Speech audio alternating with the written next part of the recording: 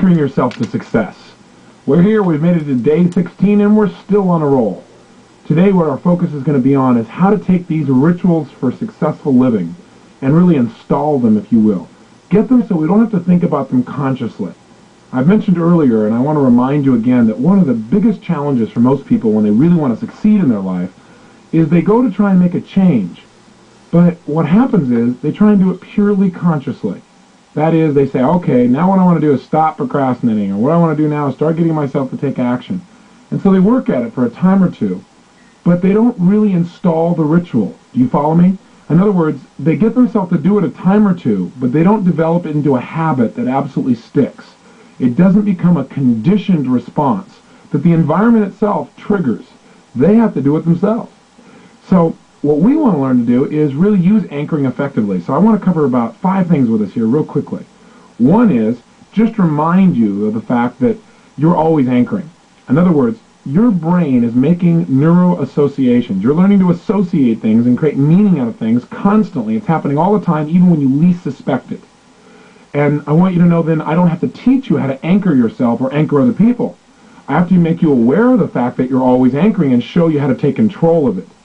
Now, the second thing I want us to do is review what anchoring is. We've talked about it several times, but let's get clear one more time how anchoring actually occurs. Remembering that repetition, again, is the mother of skill. Thirdly, I want to show you how to take advantage of anchors that are already around you.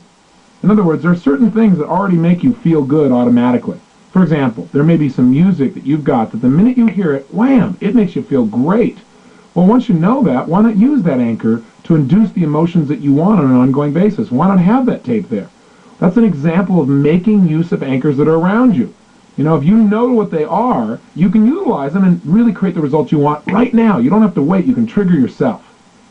Fourth thing I want us to go over today is how to eliminate negative anchors. In other words, if something happens in your world and immediately it makes you feel lousy, I want to show you how to get rid of that once and for all right now, where you can do that in a few minutes. That may be the most valuable thing that you're going to learn in a long time. And finally, how to do what I call a swish pattern, which is a way to program ourselves or condition ourselves or anchor ourselves, if you will, so that we are continually pulled towards our goals without any real conscious effort. In other words, where we develop a new habit of thinking literally without having to do it consciously. Those are my 5 outcomes for today. We've got a lot to do in a short period of time, so let's crank. First of all, just remember what we said to start with. You're already anchoring. You're doing it right now. So when I'm describing these things, all I'm describing is what you already do. Step 2 was how do anchors actually occur? Let's remind ourselves. Anytime you're in an intense feeling state, an intense emotional state, anything, I repeat, anything that happens around you consistently while you're in that state gets associated to the state in your nervous system. Are you following me on this?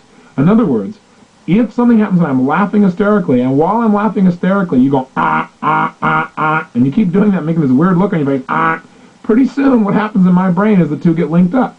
It's the basic principle we've talked about many times. Ivan Pavlov and his dogs.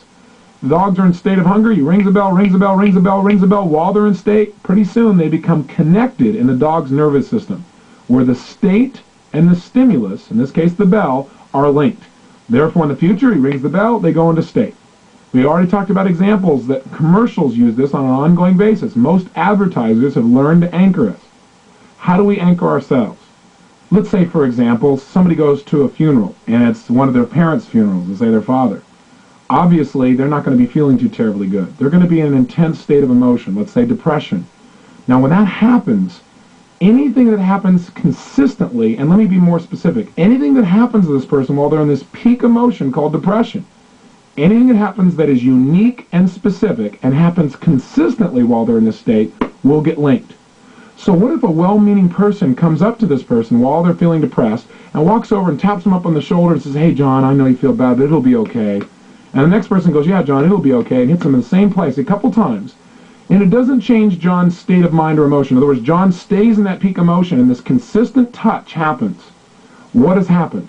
Well, a negative